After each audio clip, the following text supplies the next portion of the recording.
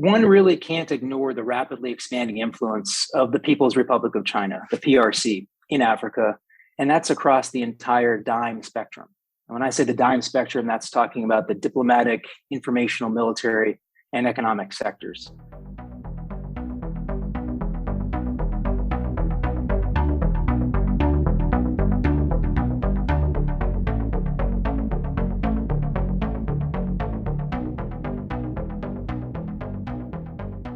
Ladies and gentlemen, welcome to another episode of Battlefield Next, the JAG Corps' podcast devoted to the application of law to the future of armed conflict. Today, we are joined by Major Thomas Dyrenforth, who is a foreign area officer currently assigned to the United States Africa Command, where he serves as a desk officer for Kenya, Tanzania, Sudan, and South Sudan. Major Dyrenforth is a West Point graduate and holds a master's degree in international policy from the Elliott School at George Washington University. Today, I talked to him about his recently published article, Beijing's Blue Helmets, What to Make of China's Role in UN Peacekeeping in Africa, which comments on China's growing influence in Africa.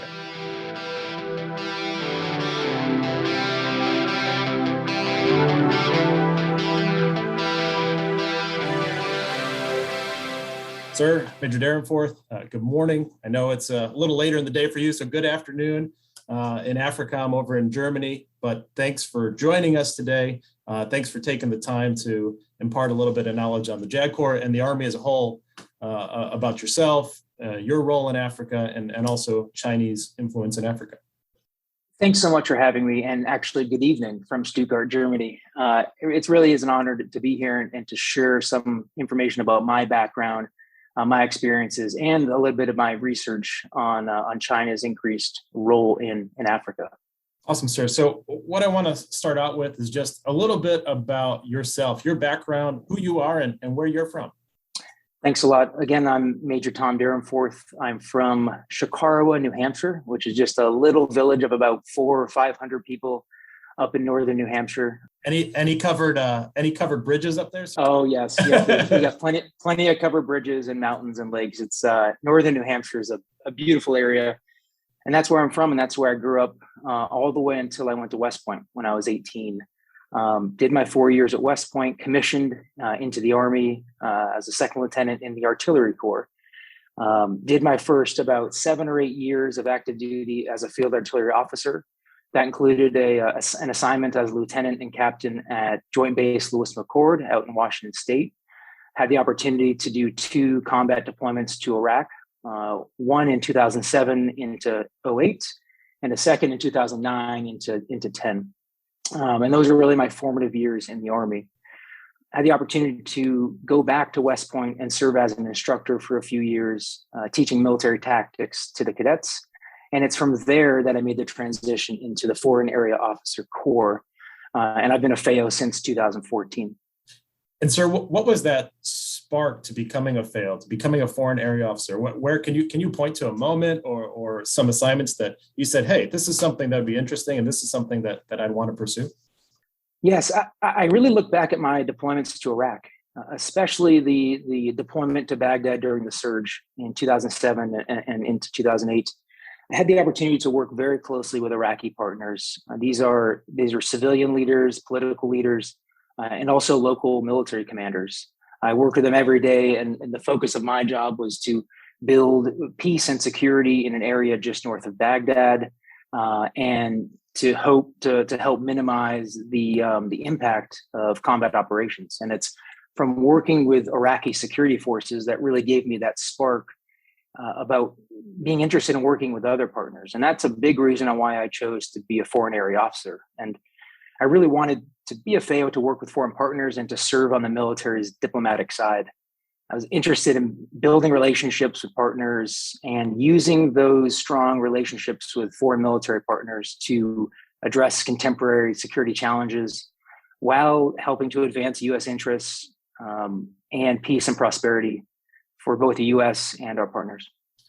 And so, sir, you kind of started talking about it a little bit there, but can you tell our audience or share with our audience a little bit about what it is that a FAO does, not only on that operational strategic level, but day to day? What is it that a foreign area officer does? Well, first of all, FAOs come from all four branches. They're not just from the Army. They're from the Army, Navy, Air Force, Marines, and we are regionally focused experts in political and military operations.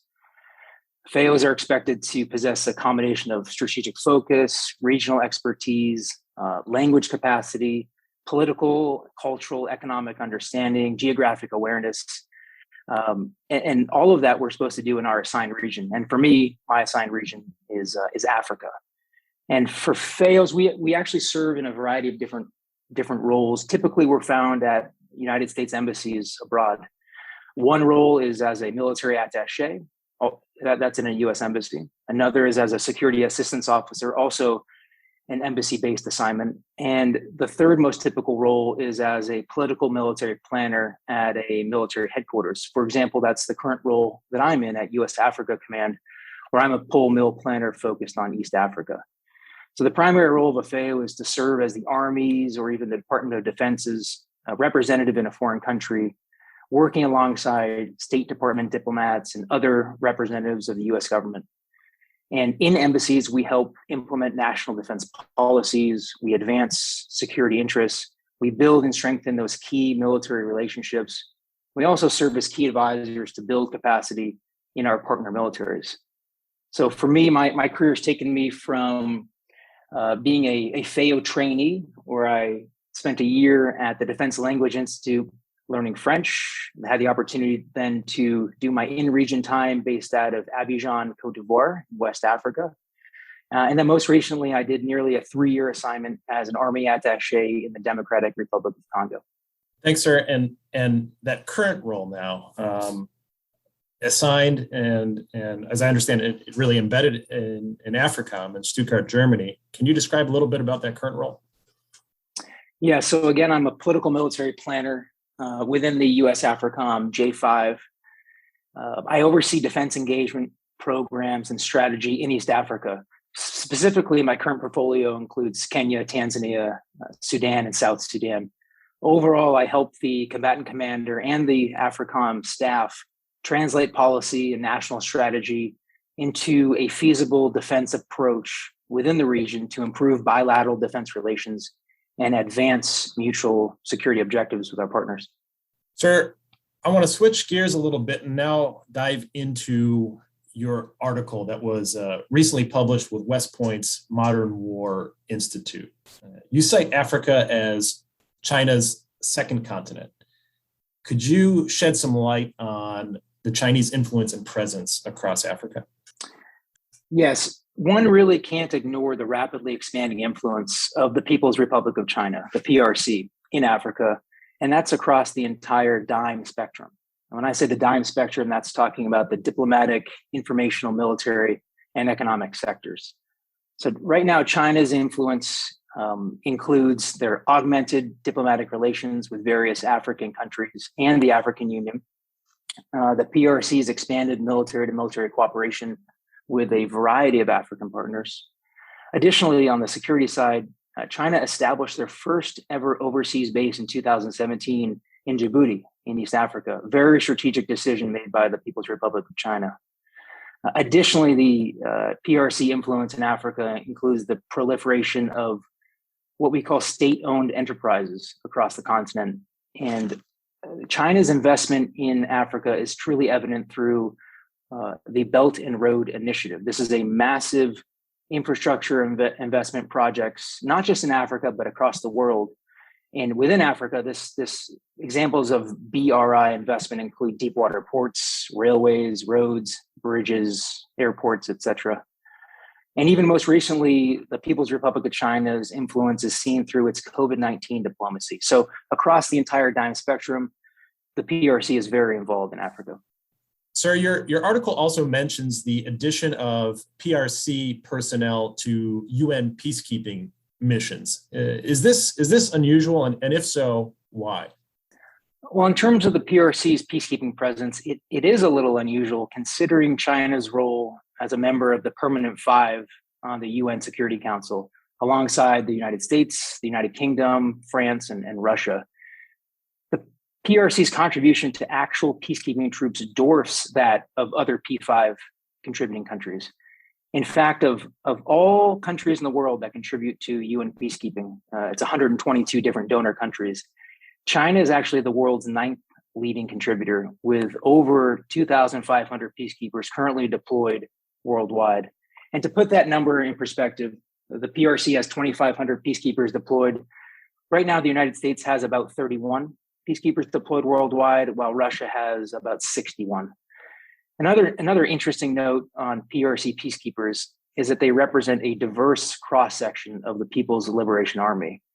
So these peacekeepers, specifically in Africa, are, yes, some are combat troops, but the vast majority are force protection personnel or medical personnel, military engineers, logisticians, and staff officers. So these various troops are deployed to some of the UN's most dangerous operations. And I think that's very interesting to note. Specifically, the four largest UN operations in Africa with Chinese peacekeeping presence include the UN missions in the Democratic Republic of Congo, UN mission in South Sudan, the UN mission in Darfur, Sudan, and the UN mission in Mali. So the PRC's rapid increased participation in UN peacekeeping cannot be ignored. And what should the U.S. or should the U.S. be concerned with this increasing 2,500 person UN peacekeeping presence? You said it's something that can't be ignored. Should the U.S. concern itself with that large number, relatively large number, sir? Well, it is interesting, and the number 2,500 does bring up a key question. It's why are 2,500 troops currently in such places as Eastern Congo or Juba or Darfur or Central Mali? I think we have to look at what the PRC's interests are at stake. And I've already discussed China's Belt and Road Initiative, but looking at the Belt and Road Initiative and looking at Chinese interests in Africa, it's clear to see that China's increased commitment to UN peacekeeping must be viewed through a lens of realism, and not through the belief that China is in Africa with peacekeepers through humanitarian reasons. But this is not really that abnormal. In fact, research indicates that countries that deploy UN peacekeepers abroad are doing it to accomplish their own interests, their own agendas, their own foreign policy goals. And they do that under the very legitimizing cover of the UN flag and UN peacekeeping.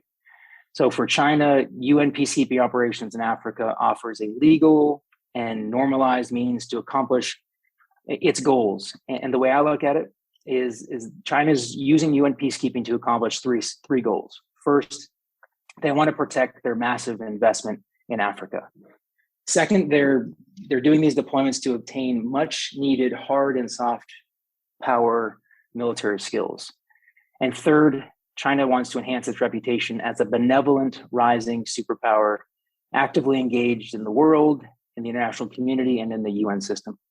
Sir, can you expand a little bit on each of those three initiatives or reasons that China has for an increasing UN presence? It sounds like while there may be humanitarian reasons, a lot of times they're tied up or potentially overcome by other more practical reasons. Yes, well, first with investment protection. So PRC peacekeepers enable China to safeguard its investments. So while these blue helmets, as they're called, while these peacekeepers in Africa don't directly guard Chinese infrastructure and investments, the presence of these peacekeepers in conflict zones helps to prevent conflict proliferation across borders. For example, the PRC has over 1,000 peacekeepers in South Sudan. That presence in South Sudan not only contains the conflict in South Sudan, but it also prevents conflict spillover into neighboring countries like Uganda, Kenya, Ethiopia. All three of those neighboring countries are home to some of China's largest Belt and Road Initiative investments in East Africa.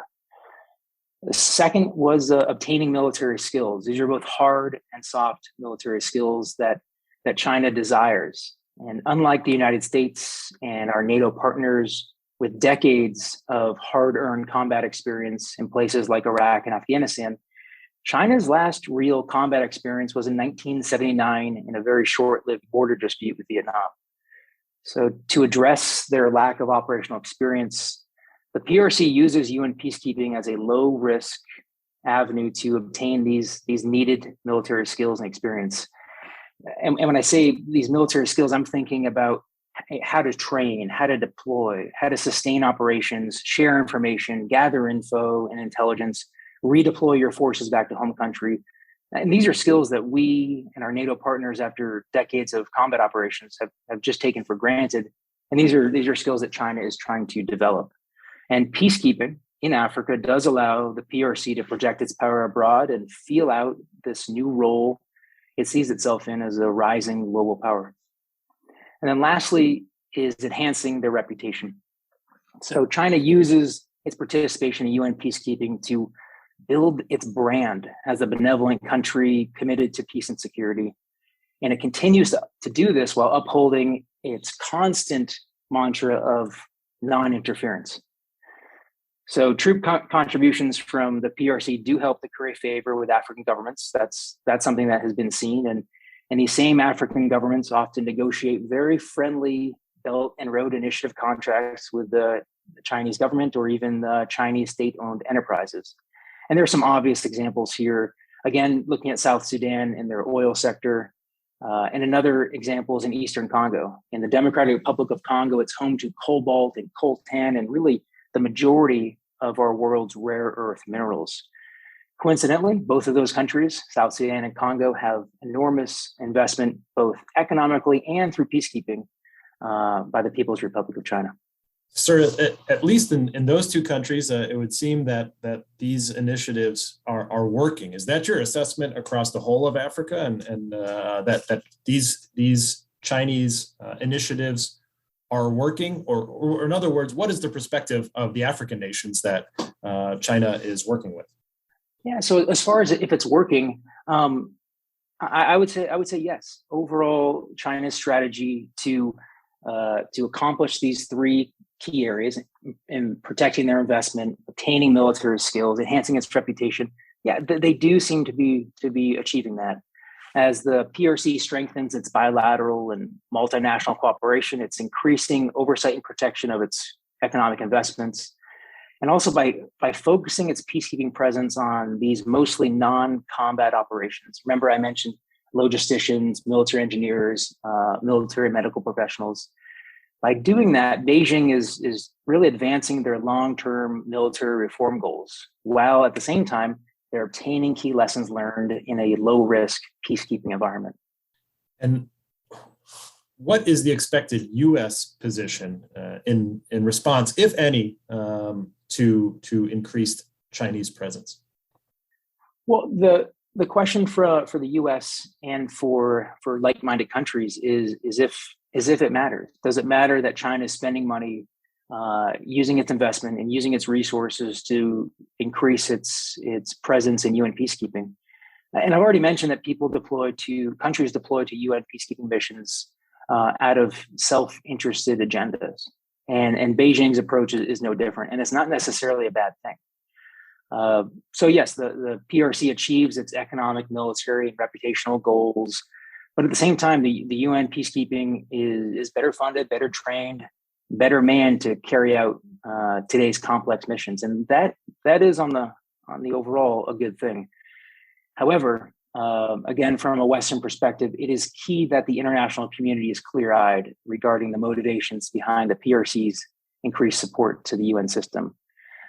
Deploying peacekeepers to safeguard one's own investment and bolster one's own reputation really can't be considered anything short of interference, which again counters this continued PRC narrative as being a major proponent of non-interference. So yeah, China is indeed using this legitimizing cover of UN peacekeeping operations to obtain resources, win friends, build relationships, develop skills and capabilities that could very much be employed someday on other battlefields against its great power rivals. And on the other end of the spectrum, is there room for any coordination or cooperation between the U.S. and Western allies and China in Africa? In short, yes. Yes, there is some overlap. There are always opportunities for increased collaboration and cooperation. Now, that's if the parties are truly focused on enhancing regional peace, prosperity and security.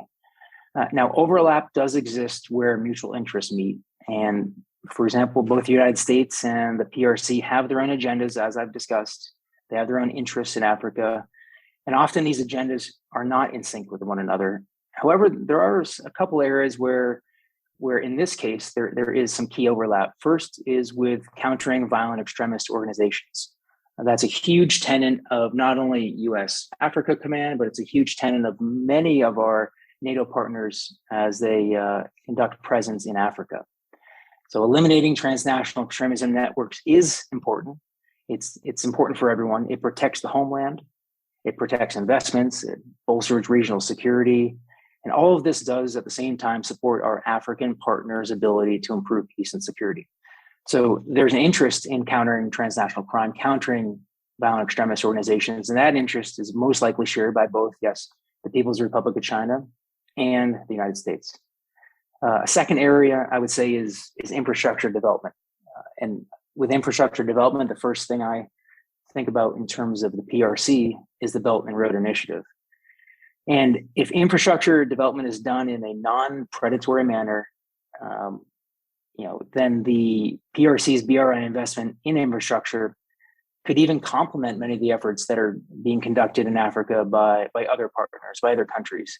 And these complementary efforts can help allow local economies and markets to take root and foster an environment where African partners are no longer dependent on foreign aid to survive. So, sir, in sum, it's some limited opportunities for overlap, but as you mentioned, so long as the U.S. keeps its eyes open and keeps its eyes clear as to true intentions of the PRC. Exactly right. The United States, the international community must remain clear-eyed about motivations for all powers, but specifically the People's Republic of China. And as long as we understand motivations and reasoning behind foreign policy decisions, it'll create smarter decisions for all. Well, sir, a sincere thank you for joining us on Battlefield Next today. I've got one more question for you, which is, if there was someone new to the Army and they were asking you whether you would recommend that they pursue a path as a foreign area officer, what would you tell them? Well, I'd have to give you a biased answer right there. I'd say, of course. I have had a wonderful experience for the last 7 years as a FAO. I can't think of a better experience and a more fulfilling experience. To be a junior field grade officer based out of an embassy in Central Africa, having the opportunity to, on a daily basis, engage with partners at the ministerial level, at the general officer level, colonels, chiefs of operations, chiefs of training, chiefs of defense. And not only do this, but do this while trying to implement U.S. foreign policy and security objectives. And on top of that, to do it in a foreign language. It's quite a rush. It's a lot of fun. And seeing it all come together, understanding how the national security strategy is the guiding document that supports the combatant commands and really the whole of government interagency process, understanding how that works, and then being the person on the ground that has the opportunity to help implement it. I can't think of a better job, and I really do love being a FAO. Well, thank you, sir. I'm going to have to talk to you about your French after this episode is over, but a sincere thank you. You can find Major Dyrenforth's article at West Point's Modern War Institute, and that was Beijing's Blue Helmets, What to Make of China's Role in UN Peacekeeping in Africa. Thanks again, sir, for being part of this podcast, and happy holidays to you in Germany and in Africa. Thanks a lot. Thanks for the invitation.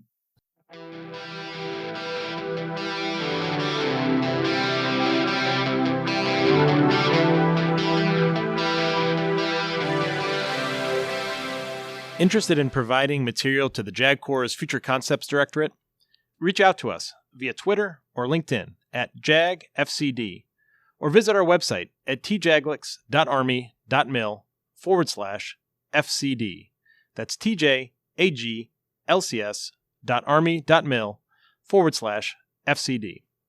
Always on the lookout for the next guest, topic, or discussion. As always, the views expressed on the podcast are the views of the participants and do not necessarily represent those of the Judge Advocate General's Legal Center and School, the United States Army, the Department of Defense, or any other agency of the United States government. Reference in this podcast to any specific commercial product, process, or service, or the use of any trade, firm, or corporation name is for the information and convenience of the public and does not constitute endorsement, recommendation, or favoring by the Department of Defense. For the JAG Corps' Future Concepts Directorate, I am Captain Justin Kaman. Thanks for joining us on Battlefield Next.